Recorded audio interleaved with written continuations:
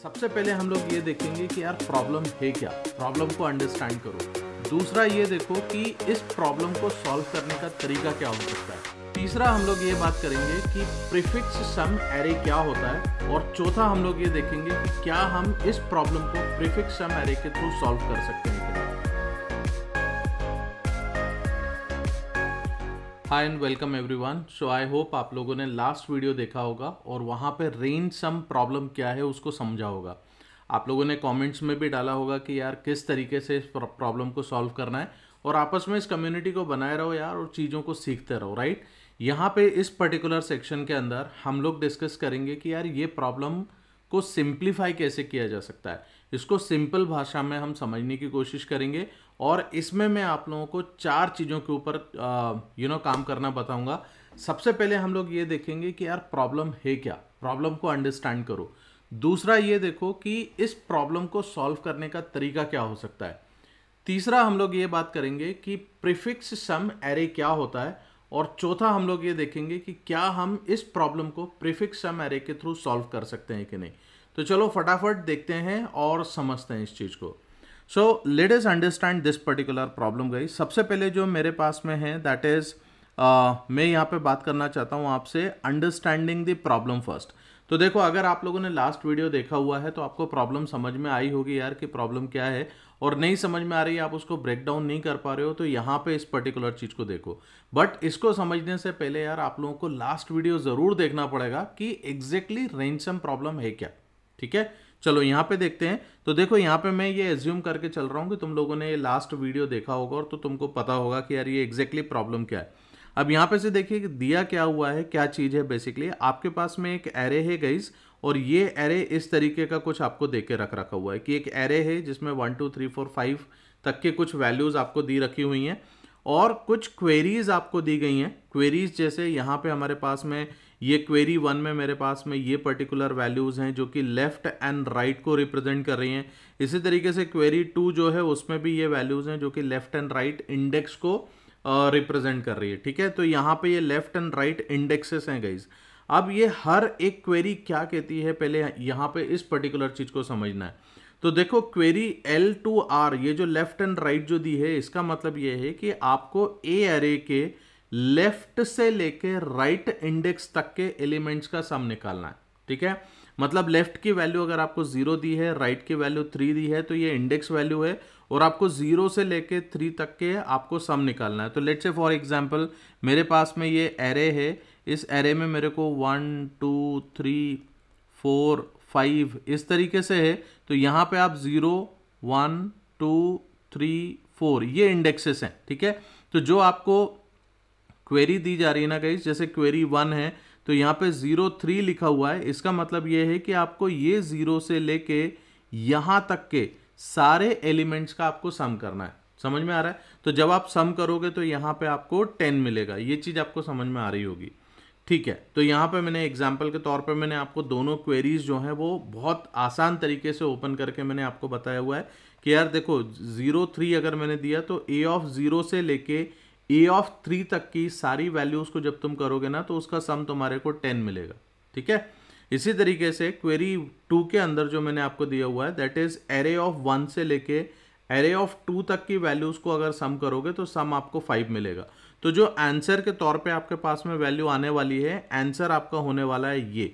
ठीक है ना, एरे ऑफ 10 5 ये बेसिकली आपका आंसर है। अब देखो, ये प्रॉब्लम तो तुमको समझ में आ गई कि प्रॉब्लम एग्जैक्टली क्या है। अब अपन सेकंड स्टेप में समझते हैं और सेकंड स्टेप में ये देखते हैं कि यार प्रॉब्लम को सॉल्व कैसे करना है।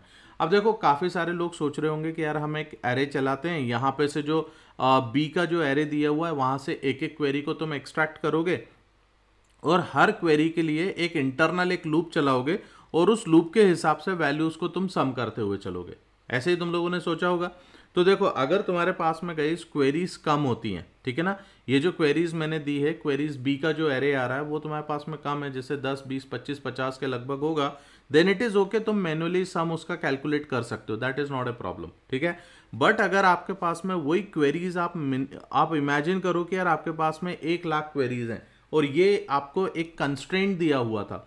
देखो, यहाँ पे ये जो सेकंड स्टेप है ना कि how to solve this particular problem, ये बहुत इंपॉर्टेंट है यार, रीजन बिहाइंड, क्योंकि इसके अंदर क्या होता है ना कि आपको ये समझ में आता है कि यार बेसिकली कंस्ट्रेंट क्या है, उनको ध्यान में रखते हुए हमारे को जो हम सॉल्यूशन बना रहे हैं वो सॉल्यूशन एफिशिएंट सॉल्यूशन होगा कि नहीं होगा, ये समझना पड़ता है। तो यहाँ पे जो आपको एक कंस्ट्रेंट दिया गया हुआ था कि यार जो हमारे पास में m है दैट इज 10⁵ अगर ऐसा मैक्सिमम होता है, तो उस केस में क्या होगा ना, जब आप इसको मैन्युअली इस तरीके से कैलकुलेट करोगे तो काफ़ी ज़्यादा टाइम लग जाएगा।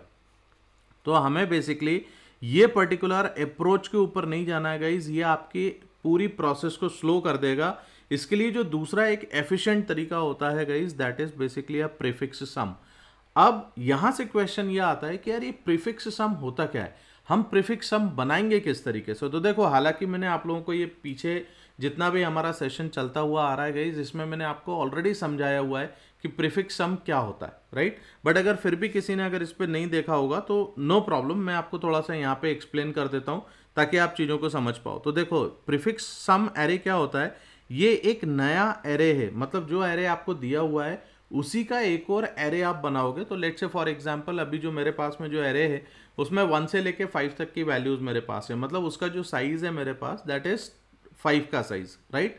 तो जो तुम्हारे पास प्रीफिक्स सम एरे बनेगा उसका भी साइज एग्जैक्टली 5 का होने वाला है, बट उसके अंदर जो वैल्यूज होंगी वो वैल्यूज किस तरीके से आएंगी, इसके अंदर इंडेक्स 0 से लेके जो भी इंडेक्सेस आपकी आगे चलती चली जाती है ना गाइज, उसका आप बेसिकली सम करते जाते हो और नेक्स्ट इंडेक्स के अंदर आता है। जैसे फॉर एग्जांपल यहाँ पे देखो आपके पास एक एरे दिया हुआ है 1 से लेके 5 तक का, तो प्रीफिक्स सम इसका कैसे बनेगा, यहाँ पे आप देख रहे हो जो फर्स्ट इंडेक्स पे मतलब 0th इंडेक्स पे जो वैल्यू थी वो मैंने एज इट इज यहाँ पे लेके आया हुआ हूँ, ठीक है। उसके बाद नेक्स्ट इंडेक्स पे आप देखोगे तो पिछला प्लस आगे की जो इंडेक्स पे जो वैल्यू है उसको सम करके हम लोगों ने यहाँ पे लेके आए, मतलब 1 + 2 किया तो 3 मिल गया।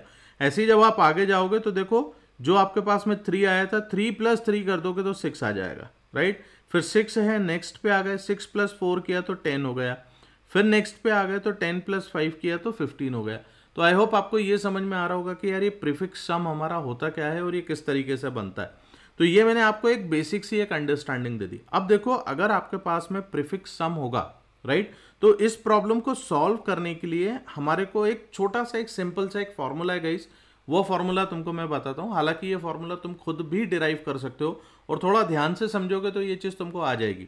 हालांकि इन सब चीज़ों के बारे में मैंने पिछले में एरे के ऊपर काफ़ी समय से काम कर रहा हूँ और वो मैंने तुमको बताया हुआ है, तो यहाँ पे ये सारे कंसेप्ट्स मैंने तुमको बताए हैं, राइट।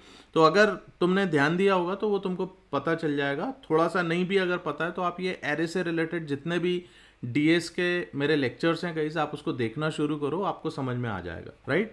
चलो, तो यहाँ पे से देखो, एक सिंपल सी चीज़ तुम्हें ध्यान रखना है कि अगर मेरी लेफ्ट इंडेक्स जो है वो 0 होती है तो सम जो आपका होगा ना that is going to be your basically prefix of R, मतलब आर मतलब जो राइट इंडेक्स पे वैल्यू है वो तुम्हारे पास में सम होगा, ठीक है। अगर लेफ्ट इंडेक्स की वैल्यू अगर ग्रेटर होती है 0 से तो मेरे पास में सिंपल सा एक फॉर्मूला लगा होगा, इस prefix of R minus prefix of L - 1। Simple सा इतना सा ध्यान रखना, तुम्हारे पास में यहाँ पे से ये वैल्यू निकल के आ जाएगी। अब देखो, अपन यहाँ पे से ये समझते हैं स्टेप नंबर 4 जो है हमारे पास में, ये जो स्टेप नंबर 4 है गाइस, इस स्टेप नंबर 4 में मैं ये देखूंगा कि क्या मैं इस पर्टिकुलर प्रॉब्लम को मैं प्रीफिक्स सम एरे से मैं सॉल्व कर सकता हूँ कि नहीं कर सकता हूँ, और अगर अपन इसको सॉल्व करेंगे तो ये कितना टाइम लेगा और whether it is efficient solution और नॉट, ठीक है। इन चीज़ों के ऊपर अपने को थोड़ा सा समझना है। तो यहाँ पे से देखो, आपके पास में एरे ये दिया हुआ है, इसका प्रीफिक्स सम एरे बनाओगे तो ये एरे बनेगा, जो कि अपन ने पहले भी इसको चेक कर चुके हैं। अब देखो, यहाँ पे से अपन एक क्वेरी ले लेते हैं, इससे अपने को समझ में आ जाएगा। तो सपोज मैं क्वेरी Q3 यहाँ पे मतलब 0,3 अगर मैं लेता हूँ तो यहाँ पे से देखो 0,3 मतलब L की वैल्यू मेरे को 0 है ना। तो सम मेरा जो आने वाला है वो प्रीफिक्स ऑफ R निकलेगा, मतलब ये वाली वैल्यू। अब अगर इसके हिसाब से देखोगे तो देखो 0, 1, 2, 3, 4 है ना। तो प्रीफिक्स ऑफ R मतलब 10। तो देखो, एक ही ऑपरेशन में तुम्हारे पास में वैल्यू आ गई। अब इसी तरीके से अगर मैं एक और क्वेरी ले लेता हूँ, ये वाली क्वेरी लेता हूँ मैं, जिसके अंदर मेरे को 1 और 2 है, तो यहाँ पे अगर जैसे तुम देख सकते हो लेफ्ट की जो वैल्यू दिख रही है दैट इज ग्रेटर देन 0 है ना, और राइट की वैल्यू तो आपको जो भी दी है। अब यहाँ पे आप एक सिंपल सा फॉर्मूला ये लगाओ prefix of R minus prefix of L minus 1।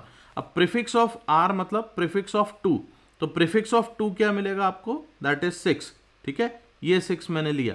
और प्रीफिक्स एल माइनस 1, एल की वैल्यू क्या है 1, 1 माइनस 1 0, राइट, तो 0 पे कौन सी वैल्यू है 1, इसका मतलब वैल्यू आपके पास में आ गई 5। समझ में आया? देखो ये कितना आसान हो जाएगा, राइट। तो अब आप एक काम करो, अगर ये आपको समझ में आया होगा, ठीक है ना, तो इसको लेके आप जावा का प्रोग्राम आप इस पे बनाइए, जैसा भी आपसे बनता है दैट इज ओके। अगेन आप कमेंट्स में मेरे को बताओ कि यार आपने किस तरीके से इसके प्रोग्राम को बनाया हुआ है, और अगर प्रोग्राम को अच्छे तरीके से समझना चाहते हो विद डिबगिंग एंड एवरीथिंग, अगले वीडियो में ज़रूर मिलना, क्योंकि वहाँ पे मैं इसका फाइनल सॉल्यूशन तुमको बना के देता हूँ, ठीक है। चलो with this thank you very much यार, आई होप तुम लोगों को ये वीडियोज़ अच्छे लग रहे होंगे। तो वीडियोज़ अगर अच्छे लगते हैं तो प्लीज़ लाइक किया करो, दूसरों के साथ शेयर किया करो, और चैनल को सब्सक्राइब नहीं किया तो please subscribe the channel as well. Thank you very much.